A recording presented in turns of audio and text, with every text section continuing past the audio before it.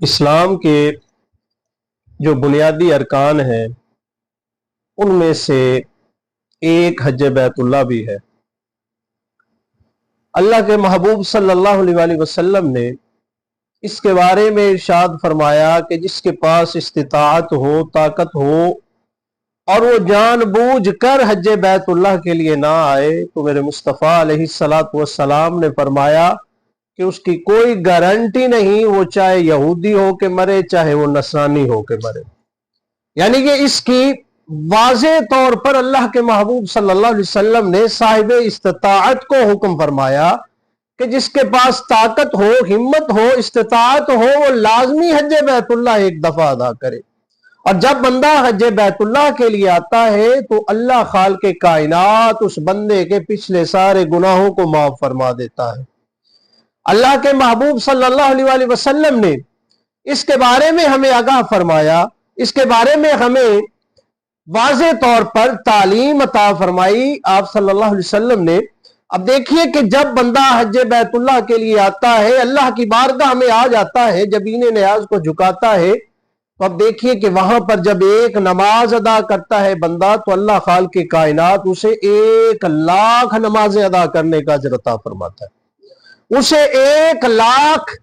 مرتبہ نماز پڑھنے کا ثواب عطا فرما دیا کرتا ہے۔ اس کا مطلب یہ ہے کہ پھر جب اللہ کے محبوب نے ہمیں اس کے بارے میں اتنی تلقین فرمائی، اتنا اجر و ثواب کا اعلان فرمایا، تو یقیناً ہمیں اللہ کے گھر کے طواف کے لیے لازماً جانا چاہیے۔ اگر استطاعت ہو، طاقت ہو تو لازماً ایک دفعہ زندگی کے اندر جانا یہ ضروری ہے۔ میرے دوستو بھائیو، اب دیکھیے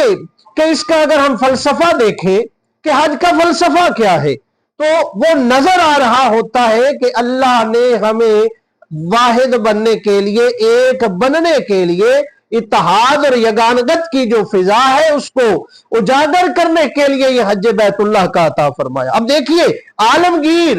سب سے بڑا جو اجتماع ہوتا ہے روئے زمین پر وہ حج بیت اللہ کے دوران ہوتا ہے۔ اب دیکھیے کہ وہاں پر چاہے کوئی عالم ہے، کوئی حافظ ہے، چاہے کوئی پیر ہے، فقیر ہے، کچھ بھی ہے، چاہے کوئی جنرل آ جائے، اگر اس کے سر پہ ٹوپی ہے تو فرمایا جاتا ہے کہ سر سے ٹوپی کو اتار دے اور سر سے اتار کے پھرتا رہے۔ چاہے کوئی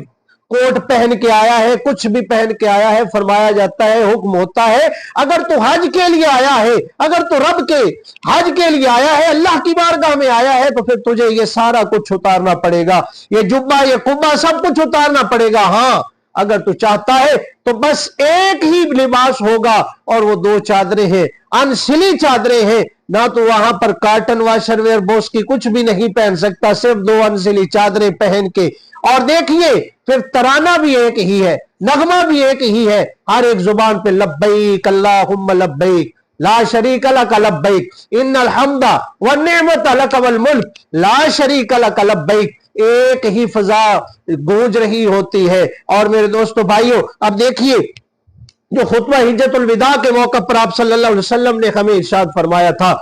تھا کسی عربی کو اجمی پر، کسی گورے کو کالے پر، کسی کو کسی پر فوقیت حاصل نہیں ہے۔ ہاں اگر کسی کو فوقیت حاصل ہے تو وہ تقوی کے لحاظ سے ہے، وہ اس لحاظ سے ہے کہ جو متقی بن جائے، پرہیزگار بن جائے، تو اسی کے لیے اللہ کے محبوب صلی اللہ علیہ وسلم نے اعلان فرمایا ہے۔ میرے دوستو بھائیو، ایک دن حج بیت اللہ کے دوران کعبہ جو ہے وہ بڑا خوبصورت منظر پیش کر رہا ہے، اور آپ صلی اللہ علیہ وسلم نے کعبہ کی طرف اشارہ کر کے فرمایا ہے کعبہ تیری بڑی شان ہے، تیری بڑی عظمت ہے، تیرا بڑا مقام و مرتبہ ہے، لیکن اے کعبہ تو سن لے، ایک ادنا بندہ مومن جو ہے اس کی شان اور اس کی جو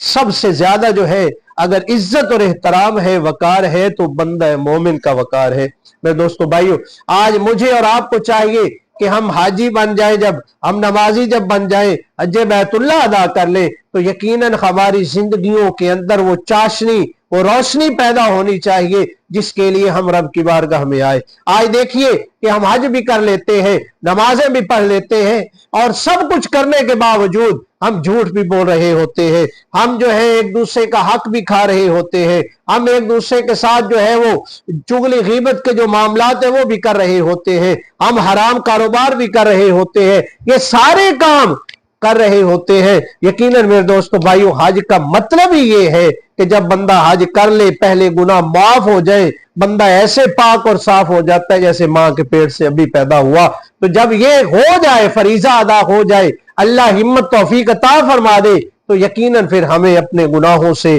जो है वो माफी मांग के, माफी तलब करके हमें अल्लाह और उसके रसूल के अहकामात के मुताबिक जिंदगी बसर करनी चाहिए। दुआ है कि अल्लाह रब्बुल इज्जत कहेंगे कलिमात अपनी बारगाह में कबूल फरमाए। आमीन सुम्मा आमीन।